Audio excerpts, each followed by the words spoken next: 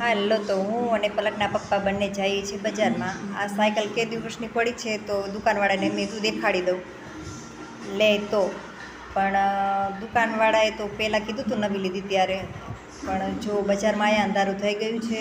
દુકાનવાળાએ એવું કીધું કે તમે જ્યારે નવી લીધી ત્યારે તમારે લઈને આવવાનું હતું જ, તો ત્યારે બદલી આપત, અને હવે તમારે ગમે ત્યારે નવી લેવી હોય ત્યારે આવજો, એક્સચેન્જ કરી દઈશું. અત્યારે નહીં તો ચાલો, બે સાયકલ તો ધૂળ ખાશે.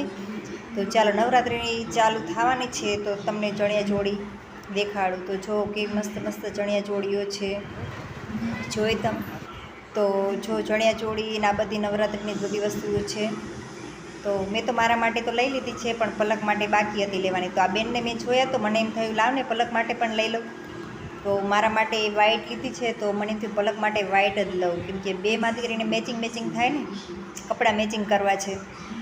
તો તમે જો પલક માટે મેં લઈ લીધી છે, અને આ મને થાય એવડી છે, પણ મારે બીજી લેવી નથી. તો તમે જો આ ટાંકી જો કે બારે રોડ ઉપર બેઠા જ હોય છે.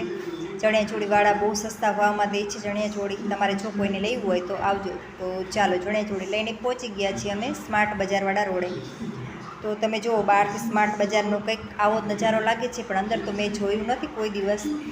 હું મારી ખરીદી ડીમાર્ટમાં જ જાઉં છું કરવા અહીંયા નહીં. જો 80 ફૂટે પણ છે ચોલીવાળા. તો લઈને આવ્યા હતા જલેબી અને સોડાફળી.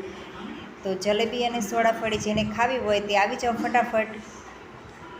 ગરમ ગરમ જલેબી અને સોડાફળી જેઠાલાલના ફેવરેટ. તો જો દાબેલી પલકે મંગાવી ત્યાં અંશ માટે રાખી છે, અને પલક એની દાબેલી ખાય છે. એને તાવ આવે છે, એક ખાય તો સારું. તો ચાલો બધાએ જલેબી અને સોડાફળી ખાવા.